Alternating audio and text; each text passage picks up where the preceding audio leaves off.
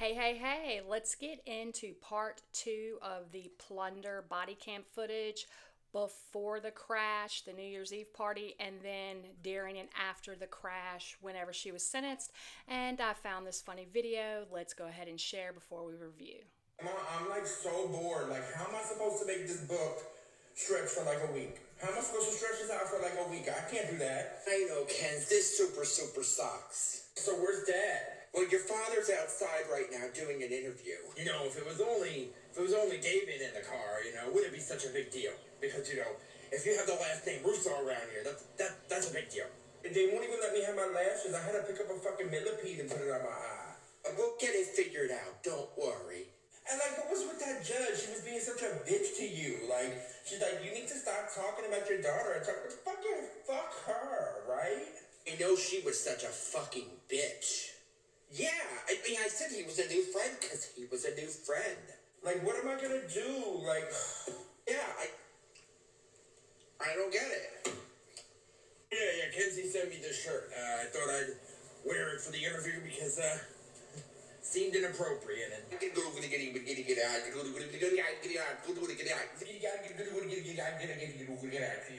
oh shit, I gotta go, I'm having a problem. I almost fell. Yeah, I got millipede eyes. A little humor before we get into the video. Let me know if you like it in the comments below. Let's go.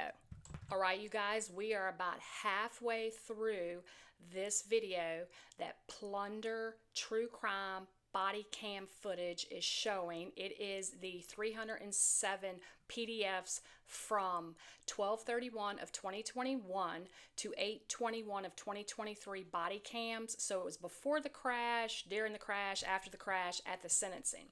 Let's get into the second half of the video. I love, this She's not saying she loves this guy necessarily. She's saying she loves what she pans down to. Mackenzie is writing about the book on his desk, and she pans down to reveal a book of spells and rituals. I was like, oh my, that was the same guy? And this happened right after Kendall's accident and 7 months before the crash? Okay, insert here, I don't play with demons gif right about now, and I have to insert Philippians 2:10 through 11, that at the name of Jesus, every knee should bow, of those in heaven and of those on earth and of those under the earth, that every tongue should confess that Jesus Christ is Lord, to the glory of God the Father. No wonder people said Mackenzie used witchcraft on Dom. They saw these Snapchats. They weren't making things up out of thin air. Some people are like, oh, I don't know where that came from. That's where it came from. Again, she self-snitched. I'm not showing the name of that spells book. I don't want people looking it up and get, ugh. I couldn't find it on Amazon. I'm not sure if it's self-published or what. But since Mackenzie said she loved it, did she begin using it to try and keep Dom? Perhaps. I don't know. Here she is a bit more than 24 hours after Kendall was seriously harmed. It sounded awful, that injury. And she's posting a billion photos of herself, writing that she loves this book of spells on the desk of the guy whose house will show up, him as a person will show up prominently as a witness in the case as their last stop. I mean, the truth is really stranger than fiction. Now, understand me, I'm not saying that Mackenzie had any direct interaction with Kendall at all. I don't even know who invited her or whatever. We'll get more into that. I'm not saying Mackenzie caused her to fall. I'm not saying she pushed her or anything. I know that lore goes around. People find a person guilty of one crime and then they want to ascribe everything to them, and I'm not that type of person. I am saying there was an obvious atmosphere of evil that followed Mackenzie around like the cloud around Pigpen, for all my Charles Schultz fans out there. As Mackenzie continued to post Black cloud. We call it over here in Louisiana, in the South, we call that a black cloud. So very true what she's saying. And it also seemed like she was a train wreck everywhere she went, and it could be just something following her. I agree. Photos, okay, January 3rd, 9 a.m., and photos at the gas station, 10:45 a.m. and beyond. I'll let a lot of them just play.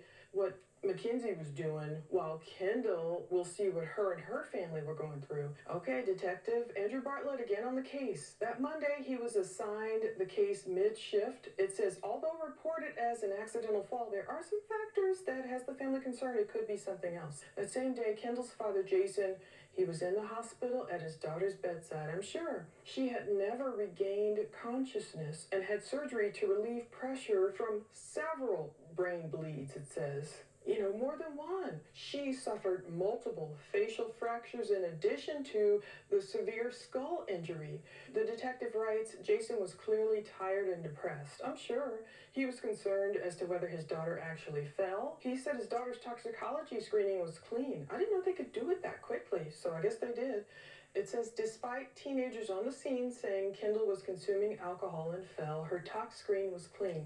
The detective would be looking into the matter in an attempt to confirm whether it was accidental or not. Indeed, this wasn't just like some little slip on the sidewalk. Okay, so the same day, the medics who were on the scene told the detective when they arrived, Kendall was laying face upward with her head in the arms of another girl. Apparently, at one point, I guess Davian had held her too, maybe, because they're saying he had blood on his white shirt, but it was hard to see that in this dark body cam video. There were approximately 9 teenagers on scene, 8 white females and 1 black male. Also present were a white couple in their mid-50s, assuming that's the Shirillas, of course. The medics stated everyone was quiet on scene, and it was difficult to get information on what happened. So imagine that. Kendall's like, oh, heaven forbid, she could have been bleeding out, and everybody's like, doo-doo-doo, what? Snitches get stitches? I mean, come on, the girl. Oh, wow. This is a super, super, super sad story. And then the insurance person in me is wondering, I don't know, did they sue the homeowners? I mean, if they didn't find no criminal charges, did the mom and dad at least do that? I can only imagine if it was my child, how, yeah, I would want to do a lot more than just sue homeowners. All right, y'all, let's go. This story's super sad. And it does seem to follow Kenzie everywhere she goes. Trouble. In a bad way. Eventually, one of the females present stated that Kendall fell down a flight of wooden steps. Then they called 911 and brought her outside. So I don't know if we'll end up hearing multiple 911 calls. Another female on scene said Kendall consumed 1 White Claw alcoholic beverage prior to falling. The medics asked if anyone on scene could contact Kendall's parents to advise them of what had happened. The unidentified 50-ish-year-old white female, I'm sure that's Natalie, stated she could Facebook Messenger Kendall's mom. Kendall's parents then arrived on scene. How horrible. Her mother rode with her daughter to the hospital. Her father remained on scene, spoke with SPD briefly before responding to the hospital. So, after this detective left talking with the medics, he went to the Lund Road house to speak with the homeowners. Nobody was home. He didn't leave a business card. He's saying, I wanted to retain the element of surprise for later. He performed a record search of that address to ascertain who lives there. He's like 35 results were found, which indicate it most likely is a rental property, unsure of who the current residents are. When I read through all those PDFs, I was like, whoa, yeah, this is a big family. They've had a lot of happenings. The next day, January 4th, it's 7 a.m., Mackenzie's awake, and the detective is detecting. At some point this day, he drives past the Lund Road house, no cars are present. He's like, at this point, I'll have to wait to make contact after I've identified, located, spoken to witnesses who were present that night. He's not clear yet on who lived there. Okay, January 5th, 10:30, he's saying he called Davion, he called Natalie, he left voicemail messages, call me back. January 6th, Mackenzie admits it was her party, but she's posting, I'm still that biatch. I'm like, oh my goodness. Wow. She's hiding in the school bathroom a lot. It feels like the train wreck was already happening before the crash, and this girl's getting away with it. Just curious, I hope nobody gets mad at me, but are the Ohio laws really that relaxed over there? Because I know where I live, somebody would have been going in damn handcuffs. Like, for real. I'm just curious. Let me know in the comments below. Also, they're not allowed to dress like that in school. When I started changing these times from UTC to ET, I was like, wow, she's still in the bathroom 20 minutes later. I mean, I know I guess didn't like school, had a lot of problems, didn't want to go to school a lot, wanted to always hang out with Dominic. She wanted to possess him, literally. That's how I feel. Like, she never wanted to break up with him. She texted him a crazy amount of times. And then after he died, after he was killed, those photos of her, like, you know, wearing his shirt and smelling his shirt, I know that's part of the grieving process, but in this case, to me, it's almost like she's wearing his skin. Like, you're never going to break up with me. You're never going to leave me. And it's kind of like, okay, you know, I killed you and now I can still smell you. It's not a sweet, like, kind tribute. It creeped me out. So that same day, around January 6th, a student gave the detective a list of the people who were at the party the night Kendall was injured. So he took the list to Strongsville High School. He spoke with Mackenzie Shirilla. She verified, yep, this list is accurate. She said she was the one who decided to throw the party. I was surprised she admitted that. She said, yeah, it took place at her boyfriend Dominic Russo's home. Okay, Natalie was on the phone speaker the entire time the detective spoke with Mackenzie. So that's their MO. We know they do that. Mackenzie said she didn't see Kendall fall. She only witnessed the aftermath, which really could be the truth. She advised that this other girl, like these three other girls, I won't say all their names, witnessed the fall. And then he asked Mackenzie, okay, what's your boyfriend Dominic's phone number so I can contact him about the incident? Mackenzie said that she asked and Dom told her don't share his phone number with the cops. The cop said, okay. Mackenzie said Dom doesn't like the police and would not be cooperating with the investigation. Again, in reading through his history, I can understand why he might have said that. Not that cops did anything wrong to him, that's not what I'm saying, but just given police presence, all the backstory, again, go over there and read it if you are up for reading all that. The cop advised, okay. I have so many questions. This doesn't happen where I'm from. Like, somebody would have been arrested or at least threatened into telling the truth, and the homeowner would have had to answer the door some kind of way, or a warrant would have been put out for their arrest. This appears to be a train wreck prior to the crash. Looks like warning signs and possibility if this incident could have been handled correctly. Just in my opinion, I'm not law enforcement.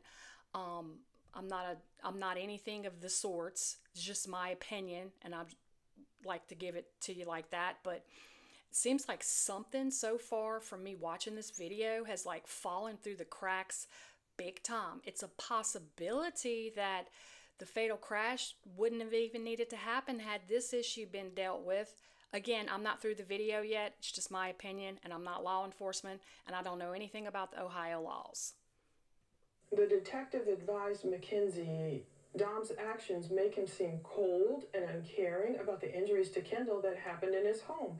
Mackenzie agreed and told him, okay, I'll try and convince him to speak with the detective before the day's end. Okay, so then the detective goes off, tries to speak to the other girl. She's absent from school. I don't know if she was hiding, and he called her phone, no answer. Okay, but then he did meet with another girl who was at the school, but she said she was speaking with Kendall moments prior to her fall. She knew Kendall was getting texts from her parents telling her to come home. That part, I'm like, oh, I hope they didn't, blame themselves for that. So this girl took a Red Bull from an outer pocket of Kendall's backpack. Kendall then told the girl she was going to run downstairs to retrieve a coat so they could leave. And the girl turned around, she opened her Red Bull, and then she heard Kendall fall. She didn't see it. So the cop got this other girl's phone number from Mackenzie, and then the girl said she was in the basement at the time Kendall fell. She said Kendall hit the stair wall and then the basement floor. Ugh.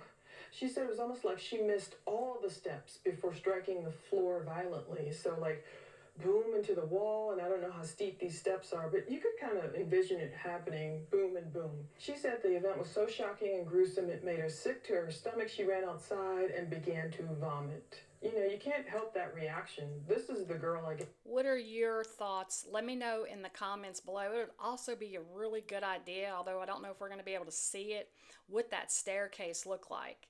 And a White Claw will not get anybody drunk. Maybe my 10-pound daughter's dog Chihuahua, maybe, but there's barely any alcohol in it. So assuming this little girl did have one White Claw, that is not enough to do anything to you. Yes, that Mackenzie was blaming, oh, you were there, why didn't you catch her? How on earth do you catch someone falling down a steep staircase, you know? It says she didn't hear any commotion or have any warning sign that Kendall was about to fall. It all happened so fast. And she confirmed someone else's account that the home was extremely hot and uncomfortable on the inside. Okay, now let's move again. We're still January 6th. Kendall's still in the hospital.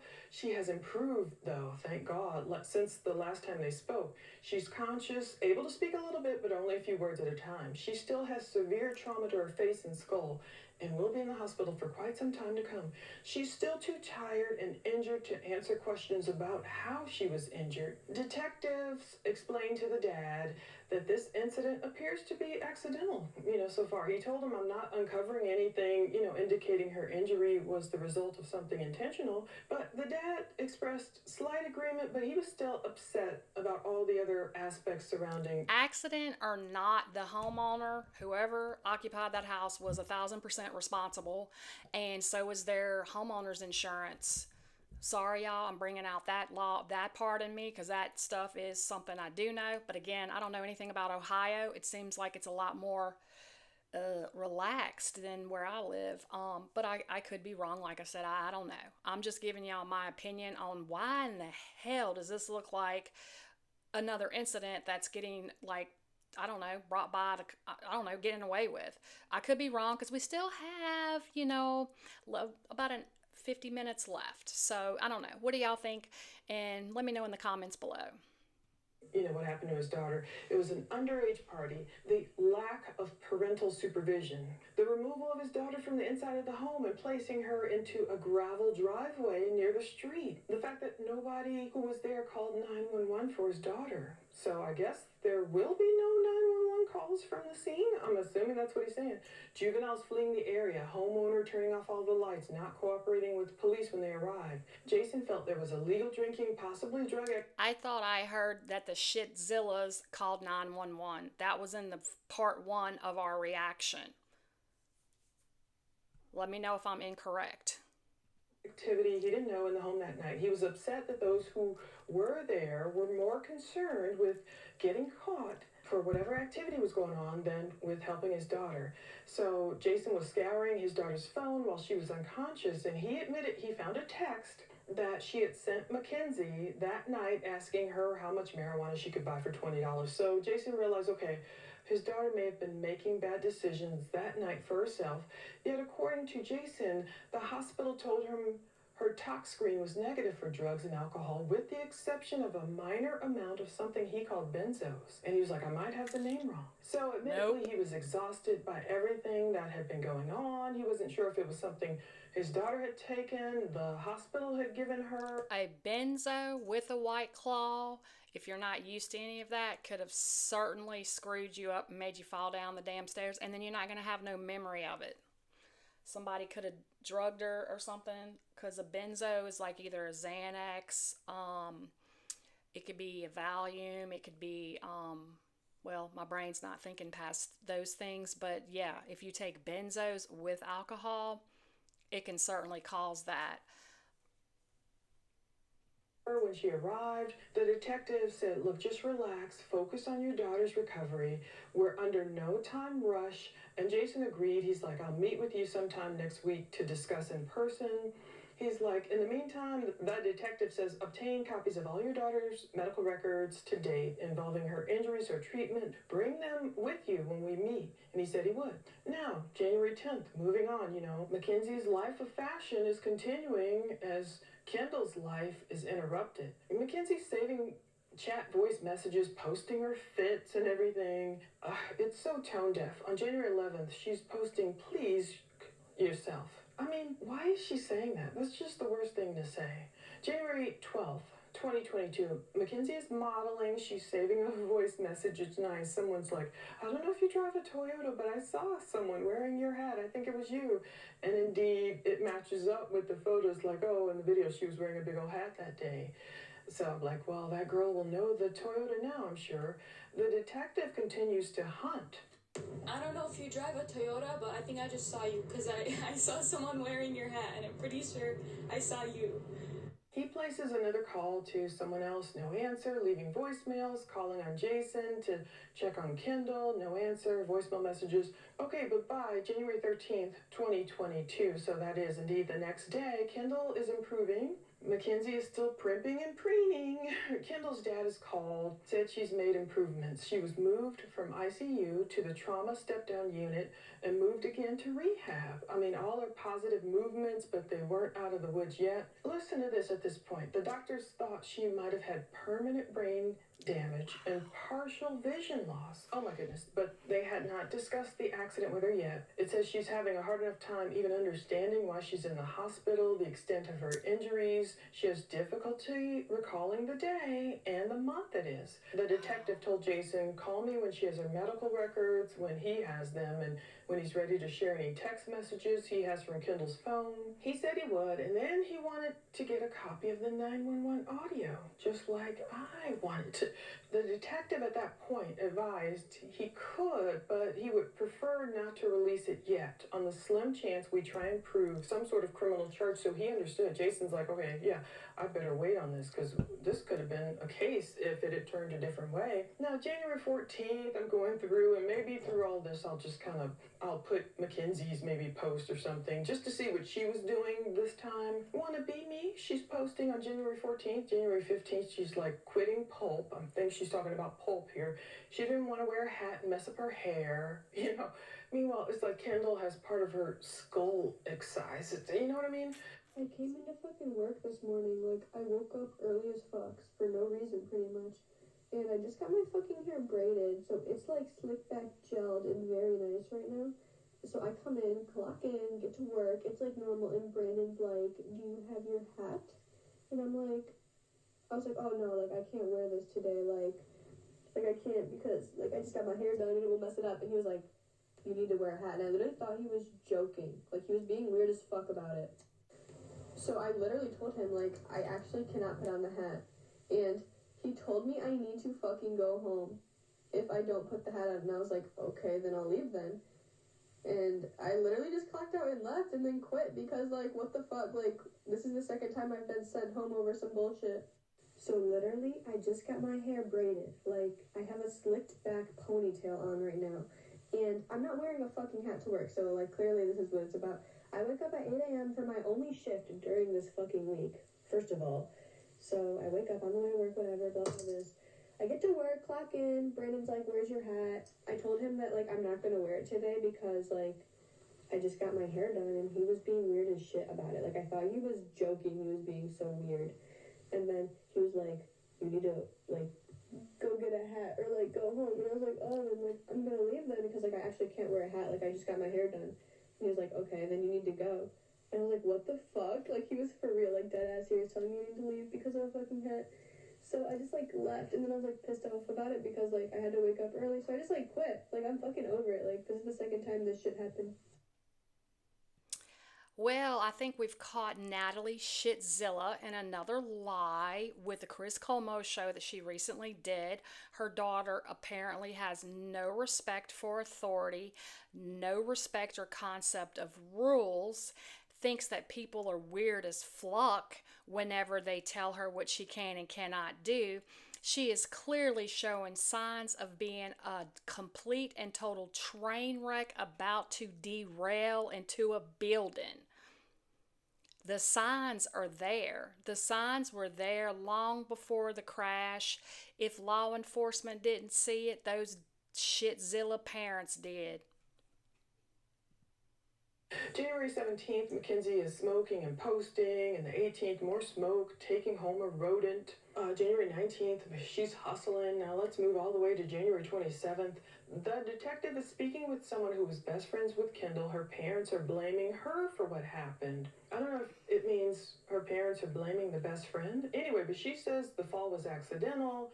Kendall picked her up from work. They drove to the Get-Go before the party to buy Kendall 2 Red Bull energy drinks because she told her best friend she was tired. So she drank 1 whole Red Bull, Kendall did, on their drive to the party, and she sipped on the second one while at the party. Kendall was not drinking because she was supposed to be the designated driver, so that's cool. That's why she, only maybe had a little white claw. Kendall did take a hit from a blunt when she first arrived at the party, but it says she was an experienced user and that one hit didn't impair her at all. Okay, and that was hours prior to her fall, so she just nursed one little white claw. But it does say Kendall was getting a large amount of messages from her mother while at the party. She spent a lot of time preoccupied on her phone. She became concerned when her mother said, "Look, you come home or I'm going to go there and break up the party."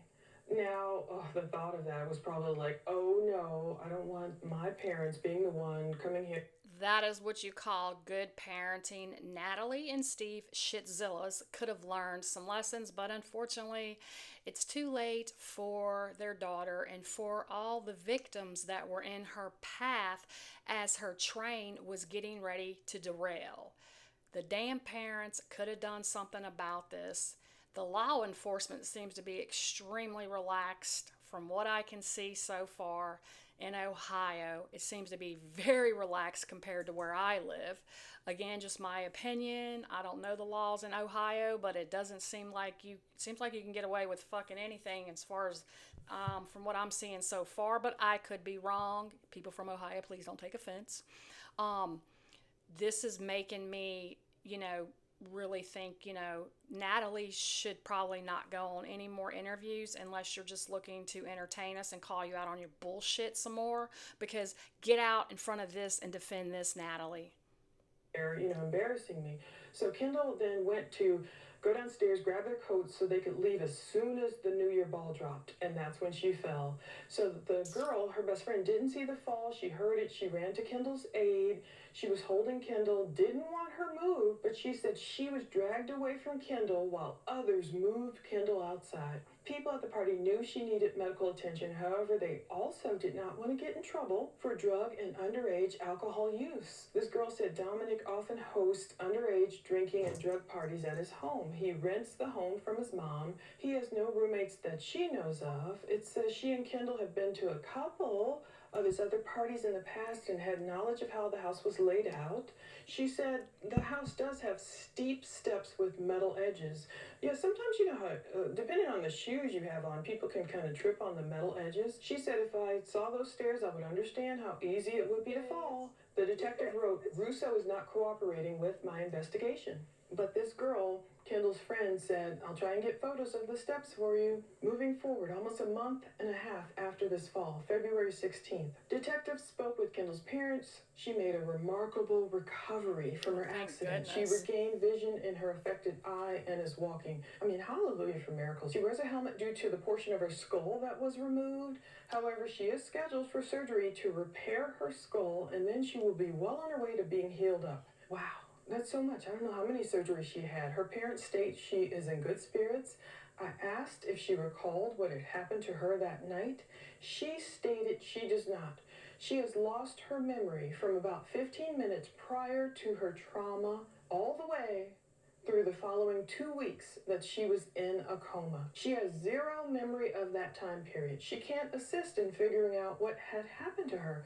I was like, is this where Mackenzie would later get the idea for memory loss after the crash? That's what I'm wondering.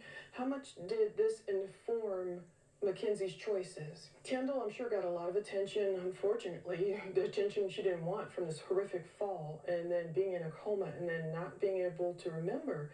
Now, remember when Mackenzie crashed into the wall, the Russos will tell you that they were initially told incorrectly that Mackenzie was in a coma for a few days. Is this where did she steal Kendall's story? Like, she's in a coma, she can't remember. 1,000%, 1,000%. I'm voting yes that she stole this story whenever she crashed into the building. 1,000%. Those parents of Kendall's sure are nice. There seems to be super, super nice people from what I'm looking at right now. Super nice, forgiving people and law enforcement in Ohio compared to where I live. All right, you guys, what we're going to do is we're going to get into the last half of this video. So if you guys need to take a break, please go take a break, buckle up, and we're going to get the rest of this Plunder body cam footage reaction going. Now we are at Sunday, July 31st, 2022, when the Mackenzie Shirilla train finally hits its derailment. 22, the crash caused by this demonic girl. I'm sorry, I shouldn't say that. I want her to be better. I want her to be... Okay, I never noticed this before. She with saran wrap of marijuana on her. rehabilitated. I want her to be saved. She talks about the Bible. I just want her to own up to some things. So after the crash, okay, October. She talks about the Bible after she cusses. She's like, hey, I read this fudging hymn and it said to go fudge this and fudge that, and I'm saying fudge to replace the other word, and I don't think you should be cussing while you're talking about the Bible. I'm just saying that's an evil fucking nail right there. This girl right here was a train wreck, and then it finally derailed. Could it have been prevented? Let me know what you think in the comments below. I feel like the shitzillas could have prevented this. 4th, 2022, there's Mackenzie's crumble cookie chaos. Remember, she wasn't, in jail yet. So she's amping her friends up, claiming this guy, Husni, threatened her with a bat, and her friend spit on him, allegedly. Mackenzie is telling the cop, I didn't mean to hurt Davian and Dominic. It's weird. Like, what did you mean to do? So what really happened? Anyway, Steve, that's the point where he's tells Husni, if you get near my daughter, you will not survive the rest of your life. November 4th, 2022, Mackenzie is arrested, taken to the Cuyahoga County Juvenile Court Detention Center, arrived at 4:56 p.m. to juvie.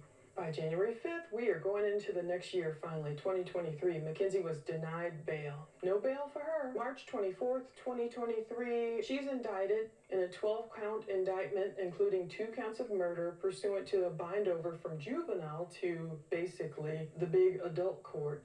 So transfers happen, basically, to adult jail when a juvenile's case is bound over, transferred, or when a juvenile turns 18 and faces adult charges. So by then, she was already 18. April 13th, 2023, she can't be released from juvie until the court conducts a formal bond hearing. So the original bond was like $500,000. Of course, she entered a plea of not guilty. April 18th, she has a hearing. She's still in juvie. April 26th, still in juvie, But then August 7th, 2023, Mackenzie's out of juvie because her bench trial begins. The court ordered her to be transported from juvie to the Justice Center. Her trial began Monday, August 7th, 2023. So she was to remain in that county jail for trial purposes. So that's why all these 97 calls took place over this period of time, from basically August 2nd, 2023 to August 21st, 2023. August 7th was her first day of trial. It was only 4 days, so August 10th, 2023, that was, day 4, closing arguments, all that. By Friday, August 11th, Mackenzie's talking to her mom in jail call. She's like, I hope I'm found not guilty, but Judge Russo doesn't like women. I always think of her eyes when she heard that name Russo as her judge. She was like, what? Before the camera panned. How about Judge Russo doesn't like people who break the law, and she follows the law and she punishes you accordingly? Ever think about that? Probably not. Also, I'm catching Mom in another live with the Chris Colmo video whenever she said that there was a lot of time that passed between the crash and when she was in jail and got sentenced for her to go ahead and be okay with dating girls, boys, whoever she dates, right? It was a year, like a little over a year. She got arrested like less than 6 months after that and was sentenced probably about 13 months after that. Died for a soulmate.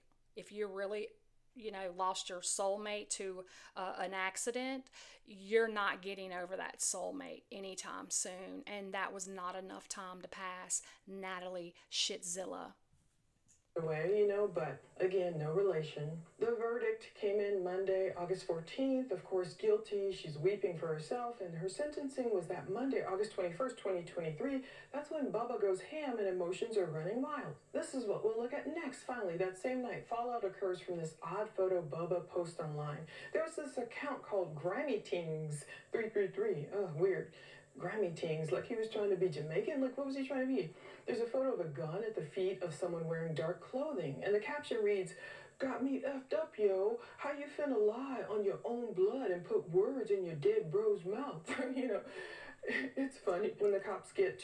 She said that so good. So good. Let's give it up for Plunder True Crime for getting all these body cams and then being able to narrate the story for all of us. Let's give it up for her. You're doing a great job. To Bubba's parents' house, they don't know he's not there. They're like, is this a white guy? You know, you can hear him like, wait, grimy things? And, you know, why is he saying all this? Anyway, we will hear Bubba's explanation soon. Let's look at all these body cams. Basically, we're going to look at them go into the Flanagan's house first. Hoosney's on the phone, but he's not on speaker, so I cut that part out. You can watch it on Patreon if you want. Both Davian's sister and his mom had seen this troubling photo, so it was posted by Bubba, and they were, you know, concerned. Recording.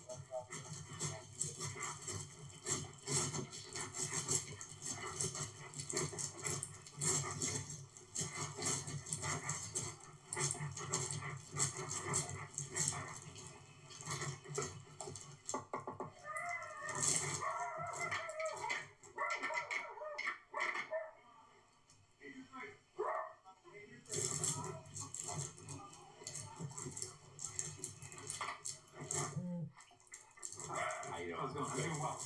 You guys talked to, who'd you guys talk to? I think we originally texted Tim Truth, the prosecutor, who then got a hold of Zach. Exactly. So Zach Might want you know what happened. Do you need more information or do you have enough? I got the pictures.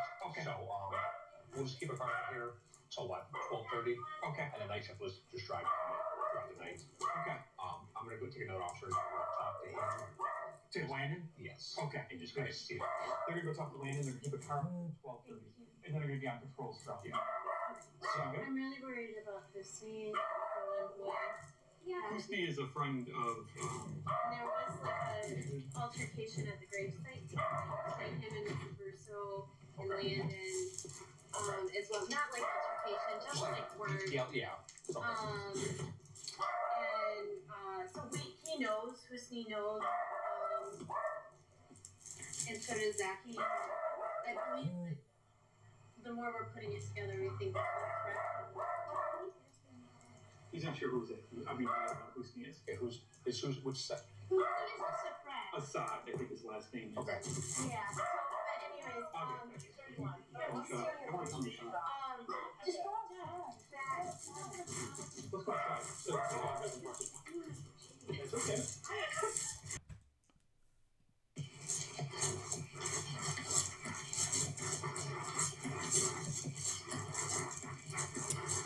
Now he's going to the Shitzilla's house, and we are about to wrap this up. If you guys want to watch the full 2 hour and 8 minute show, you could go over to Plunder True Crime, Plunder Body Cams. It's 307 PDFs, 12, 31, 21 to 8, 21, 23 body cam. Mackenzie Shirilla hid from the cops at the NYE party, plus Bubba Trouble.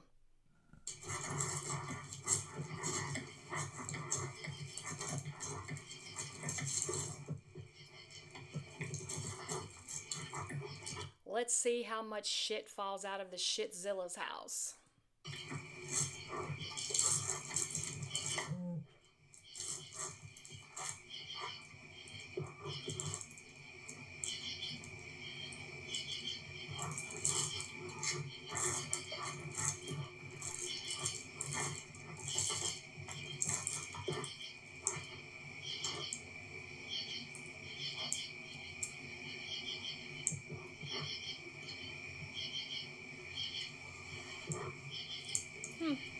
Well, it doesn't look like you guys are going to answer the door. We still have probably about another half hour left, but I'm going to go ahead and leave it up to you guys. Y'all are more than welcome to go over to Plunder True Crime, Plunder Body Cams, and catch it. It's about 2 hours and 7 minutes long.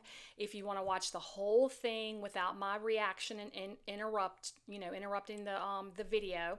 I really hope that you liked part 2 of our reaction on the Plunder True Crime of Mackenzie before the crash, during the crash, and after the crash. This is part 2 reaction. I hope that you will come back tomorrow. We will have another great video tomorrow. Please like, subscribe, and share. And until next time, I'll see you guys tomorrow.